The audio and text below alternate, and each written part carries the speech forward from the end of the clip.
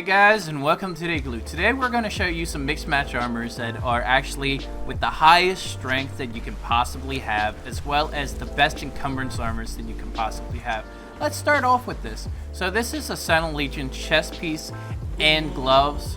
You get yourself drunk with a strength tattoo, and then you get a cure-all. Same as a lot of people have been saying, you can see, holy shit, that is a lot of fucking strength. And you can pretty much just balance yourself out so that you can just be a 50 strength god on top of everything else. Again, this is like high tier echelon when you're in combat. People know about this and they use a mixture between a battle axe and or a spear while they're doing this. Maybe some use daggers like they do with heavy, but it's more varied to being like just getting out of the situation. And you're able to get 50, 40, 20, 20, and 10 agility, so you can run forever and you can hit like a tank, and you can be able to take some hits too with this combo. Now, if you can have the flawless shaman armor versus the flawless Dafari armor, it's preferred. But when it comes to resources and you're down on resources and you have both, flawless Dafari is still a good option because it doesn't use alchemy base. Alchemy base costs gold, silver, and ichor versus just a little bit of ivory when you make the epic flawless version of this piece. So now you have, when you're doing a mixture of this, you put on the shaman, it has the exact same stats for bonus attributes as it does for the Dafari armor. It's only just you have more armor protection, and when you're fighting somebody that has armor pen, and it can actually take a little bit more, a little bit less, depending on how you calculate your armor pen per damage reduction. So it all depends on what you're trying to do. More expensive, but able to be more viable. Now, everybody knows about this build. It's not like complete, but it's a flawless heavy. You have silent boots, and then you have the headpiece for the bearer backpack. Everybody knows about this combo because it gives you the best for encumbrance. Now, it takes a lot more than just one thing when it comes to a fight. You also need to have the materials, you need the resources in order to fight this. So the person that's in your group will have something similar to this, where they are literally a tank and they can just hold everything. When you have 50 encumbrance, you are a walking vault. And anything that's on the battlefield you can take up. A lot of people complain, oh yeah, this is not going to be meta breaking, but it is when it comes to something. You literally have a walking vault that's on your team if you have more than 3 people, so that you're able to have a dedicated vault bearer to bring and shuttle your stuff back to your fob, your base, or anything else that you have in that kind of setup. So now when you have this spec, you have at least like 30 vitality. If you want to be a player that will actually be very helpful for this, you will want to have some strength, maybe 30 strength.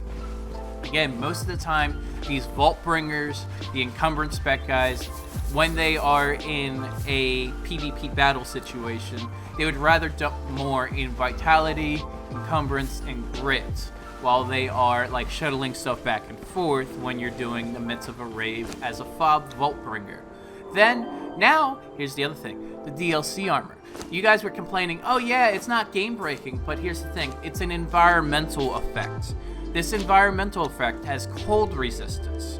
The DLC armor is the same spec as the flawless version on this kind of retribute when you see this, but the regular one, which is the only one that we have access to with a encumbrance tattoo, like what I was doing before, this only has plus 12. So now, you gotta accommodate it slightly, not that much. I sacrificed the survival that I put in points and a little bit less in strength. Now again, if you're dealing with this and you are the Vault Bringer and you're going up into the north and you're dealing with this, this is a game changer because you want to put most of your points in your highest tier value. Now in this case, it is encumbrance. So you want to be able to not only be the Vault Bringer, but you can farm for days and farm for eons. And then you can get things just like the best example that I'm going to do here is that I'm literally going to do a run of the Black Keep. This is what people do for their black ice. This is why people have so much T3 in the game, is that they literally go and they farm as much as they have for as much black ice as they can have. Now before, you would have to have a different build. You would need to have Veneer or heavy Veneer in order to do this. So your stats would be slightly different compared to being a Bolt Bringer kind of setup. Again, you are looking forward to just shuttling gear or shuttling for mats. If you use this with the survival perk so that you can harvest faster, then you'll be able to get even more yield even faster depending on how you have specced. But this is the Vault Bringer encumbrance build so that you can actually carry a lot versus i.e. the survival true farming build that I showed on my last video. I wanted to bring highlight to this because of how game-changing this DLC armor is on top of everything else. Because if you're able to have cold reduction in the north before when you had to have stat trees in different ways, it can be a game changer because if you get extremely cold or frostbite, you cannot heal. Period. I was trying to be specific on that last video, but now, as you're seeing in this whole run, I'm having extreme cold and frostbite while being in the temple. But by me being everywhere else in the north, I'm only able to be very cold. Versus the other build, which is the heavy armor, which will give you frostbite. So you can't be able to heal while being a walking vault in the north. This gives you the advantage of it to be like that. Even if it's just the epic armor variants, it's still plus 12 with the tattoo on top of everything else. Not even including an elixir.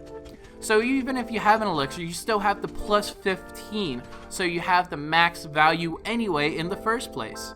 Make sure you watch for your stuff and watch exactly what you have when you're going back and forth with these walking vault builds. Again, this is not the PvP build, the end-all PvP builds. There's different roles, especially in group dynamic builds and group dynamic variants. Like if you're raiding, you have one person that is the encumbrance spec, and he picks up all the gear, and then you might have like one person that is the gasser, and then the rest are the PvPers of the group. You have to spread out your build specs when you're in bigger tribes, but you don't have that luxury when you are a 2 to 3 man tribe and you're dealing with all this situation stuff. So again, you have to watch out for exactly how you build in PvP situation. This is just a little clip on my server. I'm probably going to show this. It was a very interesting battle, and it was a very good online raid, and then it was countered on top of it. So I just wanted to show that this might be one of the up-and-coming videos that is going to be shown. Have a good one, guys.